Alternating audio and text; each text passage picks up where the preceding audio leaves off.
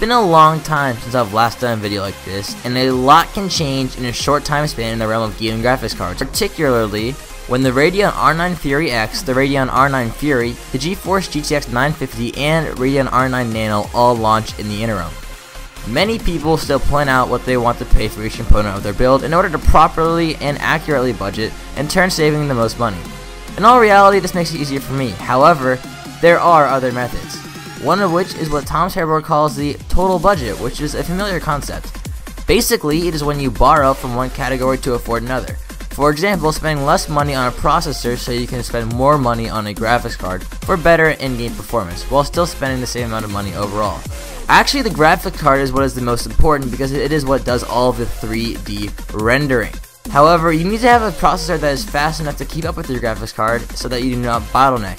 If you tried to use an i3 processor with a GTX 980 Ti, you probably would see a huge gap in frames from what you would be expecting because of the processor's inability to keep up with the video card. So you want to have a processor that is relatively fast enough to stop bottlenecking from occurring. Keeping this in mind, we are going to hop into the top 5 best graphics cards for your money in December 2015. I'm not going to be listing them off from best to worst, but rather from least expensive to most expensive, so keep that in mind as I number these off from 5 to 1. Coming in at number 5, we have the Asus R7 250X 1GB video card clocked in at 1 GHz, also known as the Radeon HD 7770. It is only $100, making it the perfect card for a low budget build.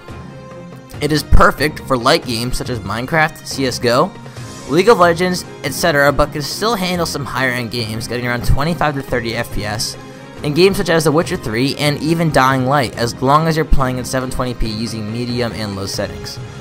Coming in at number 4, we have the MSI GeForce GTX 750 Ti 2GB Twin Frozr video card. You can pick it up for $120 and it is clocked in at 1.18 GHz. It is a bit of an older card, but it still packs a punch, especially for the price range. You'll be able to play CSGO, Minecraft, League of Legends, and other games at 1080p with 100 plus FPS, as well as some newer AAA titles. This card can definitely get some respectable frame rates on games like GTA 5, 720p, high settings, maybe even 1080p if you are willing to turn down some of the quality settings to lower medium. It actually was playing Battlefield Hardline with 60 plus FPS, and I have a link to that in the description, so be sure to check that out when the video has concluded. Coming in at number 3, we have the EVGA GeForce GTX 960 4GB video card.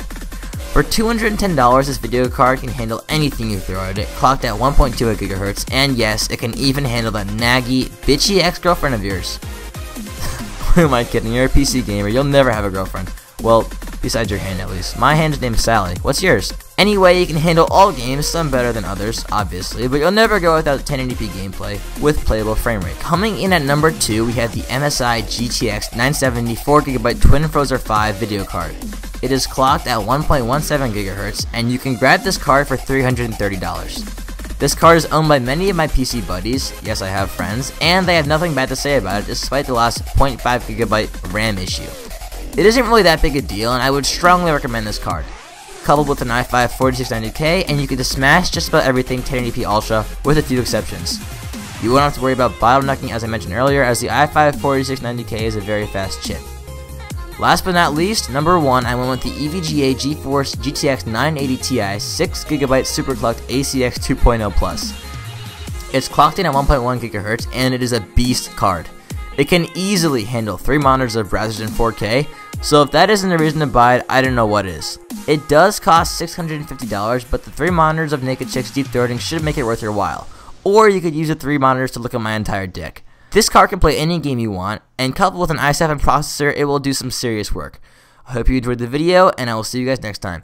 Peace. See, I seem to always do this, I focus on you. A pretty girl that I met out around 1:45. I got this hole in my chest, I try to fill it with you. I'm spilling the truth, I just wanna forget for a few. And if you will really listen, this is more than a lyric. I'm hoping you hear it, I open my spirit and let you in. I'm battling sin, wonder if I ever will win. To you, I'm just another guy referring to me as him and him, like we're one and the same. But I promise you, not one of you is sharing my brain. And I know if you can feel it, then you're feeling my pain. Almost rapping for 4 minutes, what the fuck am I saying?